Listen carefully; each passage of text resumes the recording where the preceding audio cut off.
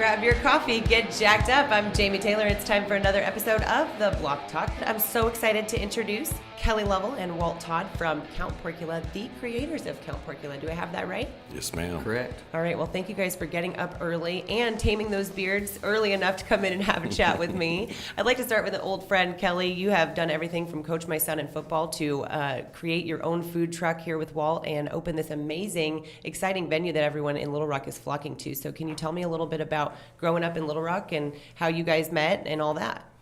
Yeah, I actually didn't grow up in Little Rock. I grew up in New Mexico and ended up coming out here in the 94 year. Went to the University of Central Arkansas, played college football there. And Go then Bears!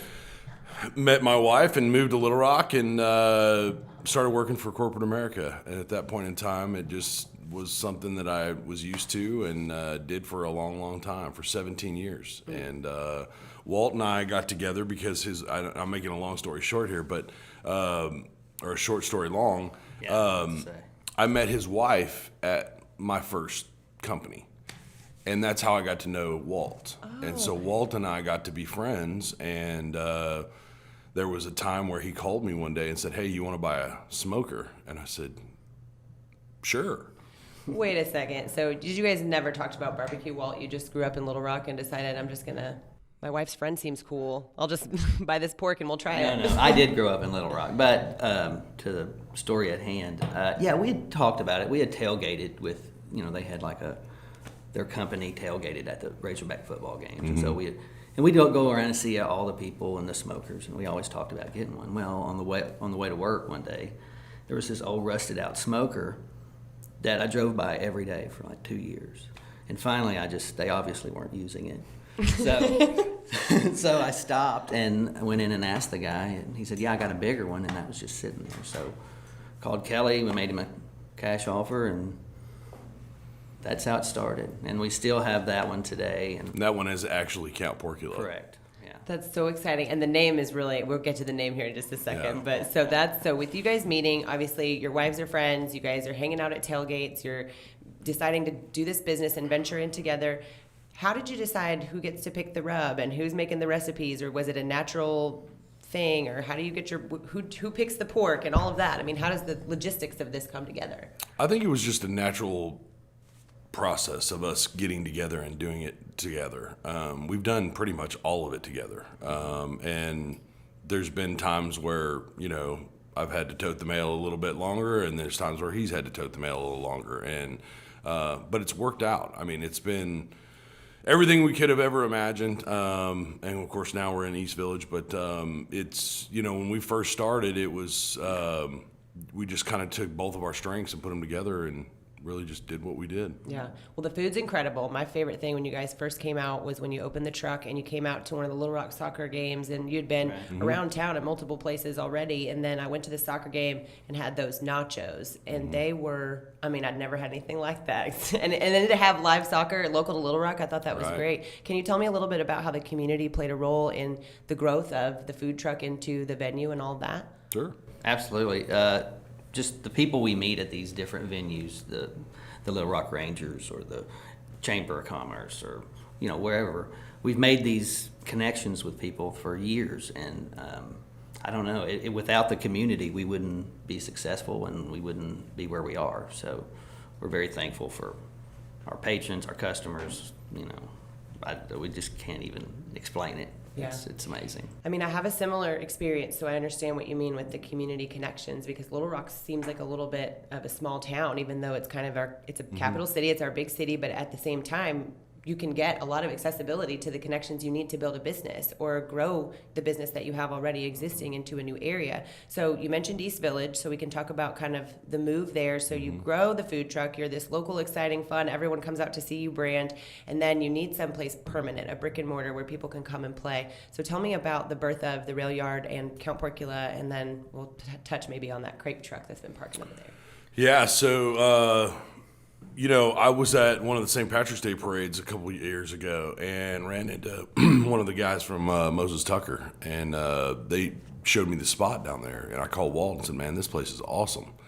And we didn't really know where it would go or what would happen, but they ended up introducing us to three great ladies that own the Railyard: Virginia Murray, Linda Murray, and Virginia Young, Murray Newbern, and Linda Newbern.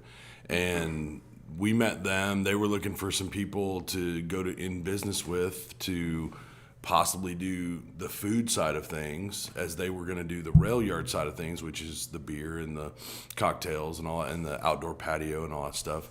And we got together, and it just became a marriage. It was something that just kind of fell in our lap, and it's been awesome ever since. And it couldn't have happened at a better time, because Kelly and I had been cooking out of our trucks and out of our kitchens, and our wives were just tired of it. Probably tired of for barbecue. years. Yeah. For like 2 years. Yeah. And so we were just desperate, and we were looking everywhere, and it's one of those things that kind of feels meant to be, because it just all made sense when it happened. And when we met the girls, we knew it, and I think they knew it. I mean, we had a refrigerator in North Little Rock, and we had our food truck in out by England Highway, and my house is in Hillcrest, and I mean, logistically, it was trying to figure out how to get to here to there, and starting to cater and starting to do all these things, and then we started doing whole hogs, and it was just like, what are we doing? I mean, we were having wood delivered at both houses, and I mean, it was crazy. We couldn't use the refrigerator because all of the meat was in the That's refrigerator. right. But what's so great about that is, like, when we first, so you guys are a part of the original 3, which we call the Lost Files here on the Block Talk, which the first 3 interviews we did, initially we've actually are recreating. This is the first of those, because we lost our first episodes. We were kind of logistically set up like Count Porkula when we started, and we had, one thing over here, one thing over there. But I remember when I called Kelly to do that first interview, he was like, I got to go over here and do this and here and do that. I don't know. Right. But we can work Yeah, this it was out. crazy. It's fun to look back now and see how the struggle sort of refined you guys into this completely solid, awesome, amazing business that sort of everyone just looks to as a cornerstone now in East Village as the area develops. It's just amazing because you guys have this reputation where we know where to go to find that food and to find a really, really good time at the Railyard. So in that marriage, while you guys are building this brand of the Railyard, what would you say has been like the most fun, epic event, favorite thing that you've had at the Railyard since it's opened between Count Porkula and them, which I know will be hard? That's a tough one. I mean, aside from just getting things put into place and just seeing it all develop, I think it had to be our spring truck party.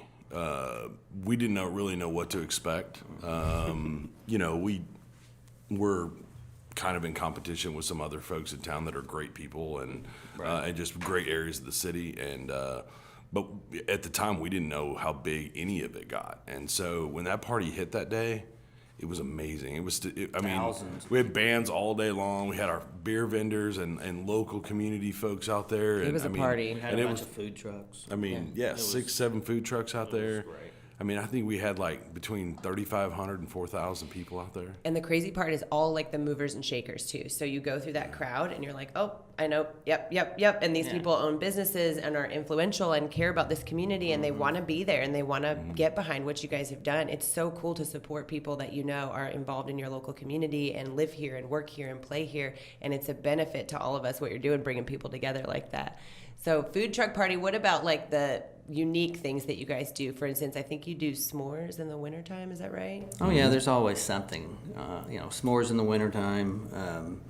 We do traditional, banana pudding and stuff, ice cream and stuff in the summer. So Has anyone pulled off karaoke night yet? starting Tuesday on the 6th, actually. On the 6th, yep. So one of the things we really like to do is add value in your block of time. That's the whole point of the podcast, right? And so having you guys on, the biggest thing I really wanted to express to our listeners was this possibility that they have to open their business in Little Rock and to be able to come to this area, especially East Village, namely, and be able to come in and say, okay, I want to do this. This is my dream.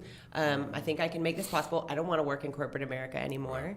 I know this community can get behind people. I've watched it happen to Walt and Kelly. How do I do that? What would you say your advice would be to that first time guy driving to work, listening to this podcast, who does not want to be driving there to do that job? I would say find something that you're passionate about and chase it.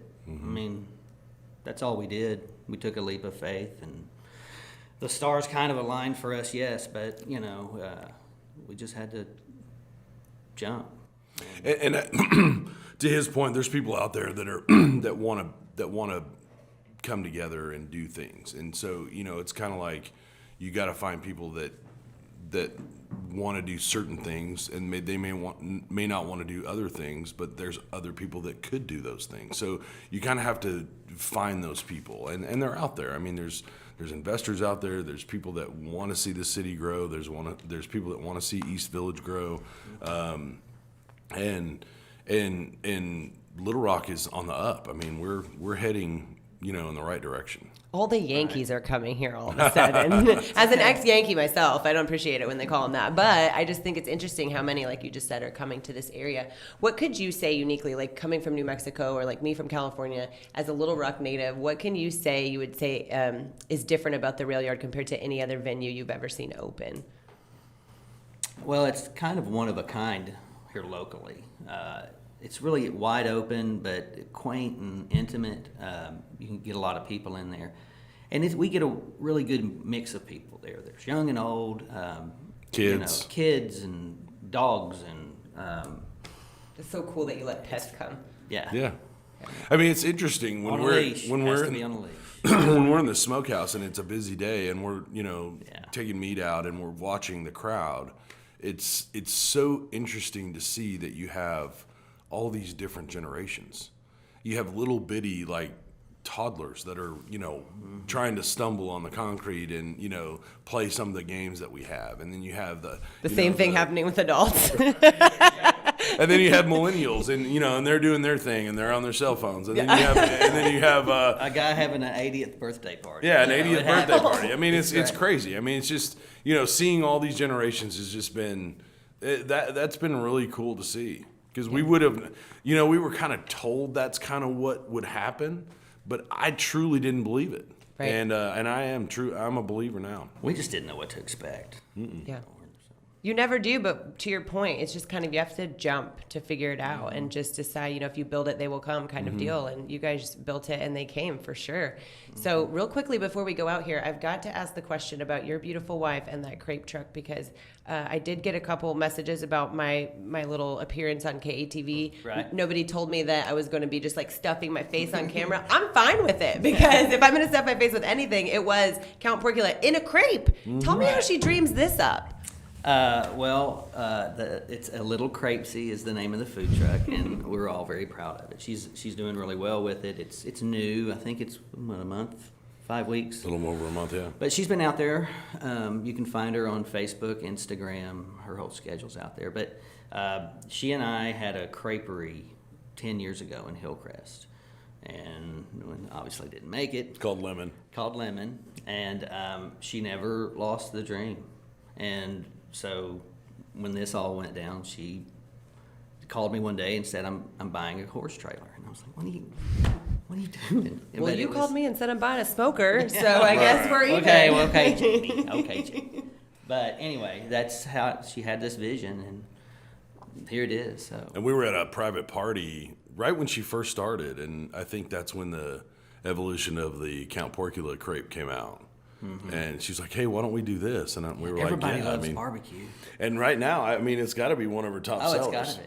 Oh, it's awesome. I mean, it's incredible. I've never had anything like it. And I grew up, my mom is real into pastry chef style stuff. So she would try to make crepes growing up. Right. And I'm like, I love my mom, but they're terrible compared to Brett's crepes. So, I mean, sorry, Mom, sorry, if you're Mom. listening. Yeah, your crepes suck, but I love you. The exciting part about it, too, is your wives both, incredible women that I both admire, both of them. And I'm really, really super excited that they let you out of the house this morning to let me borrow you for the podcast. I bet you are not stuffing their refrigerators anymore, and their house doesn't smell as much like barbecue, so they're probably happier. Yeah, we have. Well, we are 100% in full support always of Count Porkula. We want everybody listening to go out there, check out the Railyard, and specifically try this barbecue.